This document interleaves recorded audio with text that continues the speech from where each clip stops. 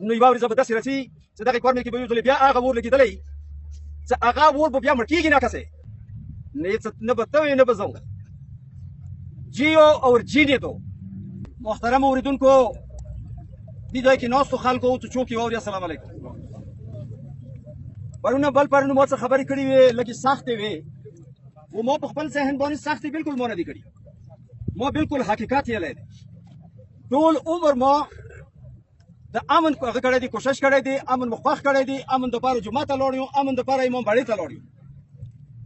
په خپل ځای کې ښه پوخ سني یو په سنیانو کې ډېر پاخه سنیان به وي خو ځان ډېر پوخ سني یو خو زه د امن دپاره هر ځای ته لاړ یم د بعضې کسانو خبرو جواب خبر زه نه کوم ځکه چې نامیانه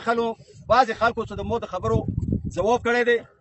یا یې خبره کړې دي زه هغو خلکو ته دا حیثیت نه ورکوم چې د هغه نه مزه واخلو یا د هغه د خبرې جواب وکړم خو زه دا پوښتنه کوم چې آیا مومن منګل شهید شو که نه آیا دا یې ویلو چې د دې قتلان به مو معلوموو بالکل په ساینټیفیک طریقې سره یې معلوموو خو معلوم شو هغه نه خطا په بشاري کې پرون بل پرون دوه کسان شهیدان شو آیا هغه کسان چې کوم شهیدان شو د هغه کسان ونیوی شو آیا مورې نه لاندې شپې کسان شهیدان شو پاسه مورې ته وختو یو دوه څلورو کچاو کوټو ته یې بم کېږدولو او دوړه یې پاسه اسمان ته وخته آیا د هغو شپږو کسانو اندا کې ماتو آیا امن به په دې راشي پرون بل پرون څو ورځې مخکې یو دغه ځای کې پټي نه یو کس بوتلو د 14 کالو وړکی و علیم خان هغه یې دې ځای نه بوتلو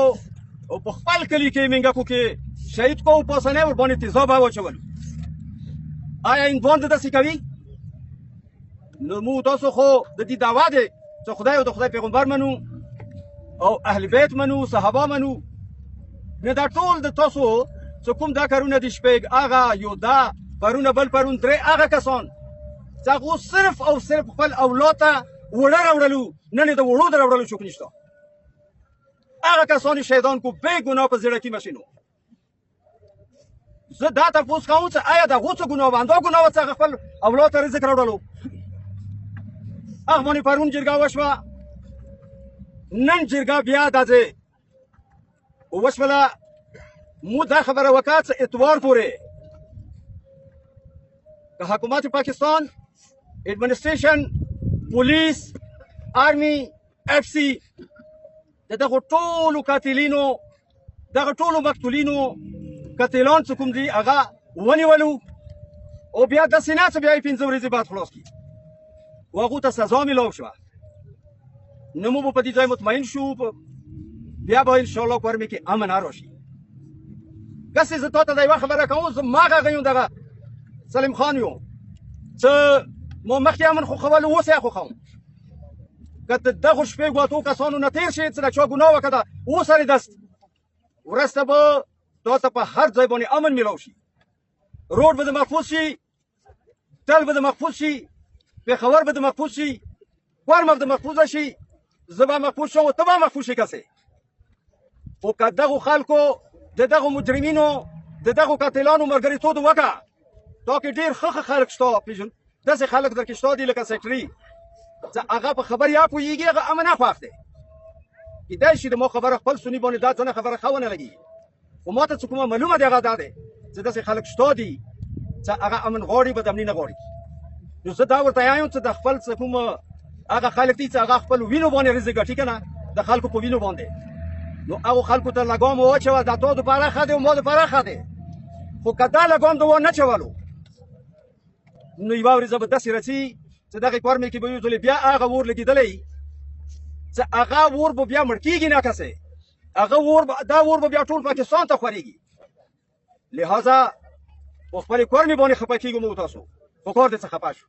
په پاکستان خفه شو او په دنیا خفه شو تا ایران سره ټول نه زیاته ملګرتوب ما کړي دي ځکه چې چونکې هغو د اسرائیلو خلاف کار کړی نن هغه که د کافر خلاف تاسو کار کوو مو د ملګري خو که ته خپل کلی خپل وطن کې خپل کورمې کې خپل ورور مړ کوې چې هغه خدای مني ته یې منې رسول مني ته یې منې اهل بیت خپلو بچیو نه ډېر ښه مني صحابه د رسول خپل بچیونه ډېر ښه مني. نو کسې ځان ته ور ما خوښوه ما ته یې مه خوښوه. مو انتظار کوو اتوار ورځې پورې چې حکومت د څه فیصله کوي. که تاسو ورسره ملګرتوب ونه کړه لوفرو خلکو خولې ته مو دا شی ویل کو نه به ته نه به زه جیو اور جینے دو بلا ژوندی اوسه او ما ژوند ته کسې پرېږده. دا ډېره غوټه هغه د جمله دی.